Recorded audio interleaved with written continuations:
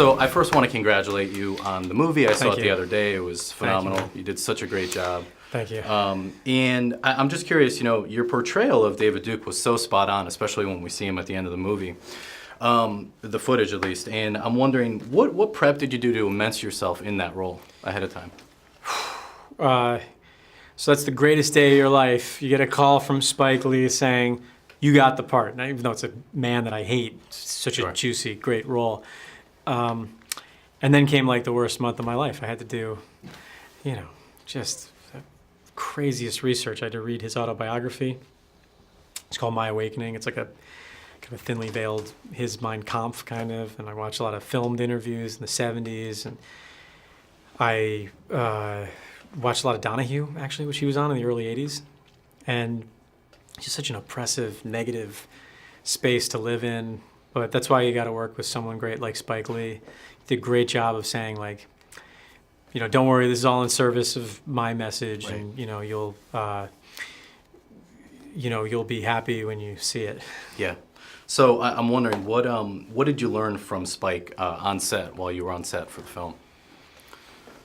What I learned from Spike, I have no yen to ever direct, right? Yeah. I would be a terrible director. Sure. But what I did learn from him is that he's got a very light touch. Like we actually had a lot of fun. It's kind of weird to say about a movie that deals with such a heavy subject matter, but we had a lot of fun. And you can feel it. It bled into the movie. His personality is very similar to what the movie feels like, which is he doesn't pull any punches, obviously, but Sure. He also is a really great human to be around. And I think a message like this is more seductive if it's fun. And I gotta ask, you know, the premiere, when it premiered and you saw it for the first time on the big screen, what was that moment like for you, just sitting there in the audience and just seeing the movie for the first time? Well, I'd never been to Cannes. Yeah. So to go to the Cannes Film Festival, and I heard maybe they sometimes boo films. So, oh man, I haven't seen this film. I mean, it felt good when we were shooting it.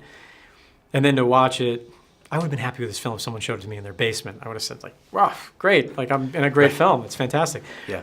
But then to watch it at Cannes, a 10-minute standing ovation, which is like, Unheard of, yeah. 1 minute is obnoxious. 10 minutes, like, you don't know what to do. Right. It just felt unbelievable. I thought, like, Yeah. I remember I called my mom and I said, she was up with the time zones. I said, like, this is what I thought Hollywood was going to be like.